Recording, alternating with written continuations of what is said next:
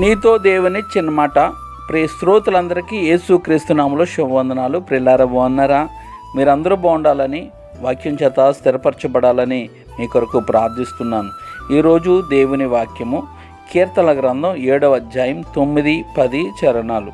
హృదయములను అంతరింద్రియములను పరిశీలించు నీతిగల దేవా, దుష్టుల చెడుతనమును మాన్పుము, నీతిగల వారిని స్థిరపరచుము, యథార్థ హృదయములను రక్షించు దేవుడే నా కేడమును మోయువాడై ఉన్నాడు.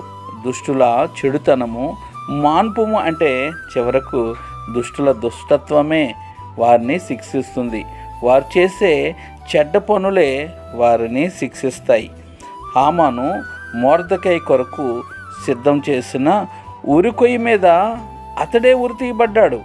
యాకోబు తన తండ్రిని, అన్నను మోసం చేశాడని తిరిగి తన మామగారితో మోసగించబడ్డాడు.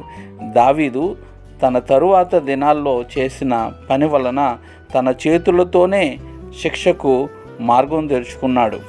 మనుషుడు ఏమి ఇత్తునో ఆ పంటనే కోయును అనే మాట దేవుని న్యాయమైన తీర్పుకు నిదర్శనంగా ఉంది కదూ.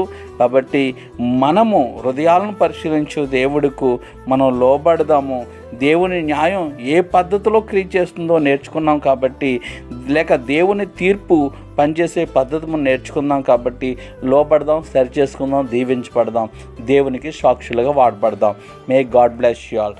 దేవుడి మాటలను దీవించునుగాక. Amen, amen.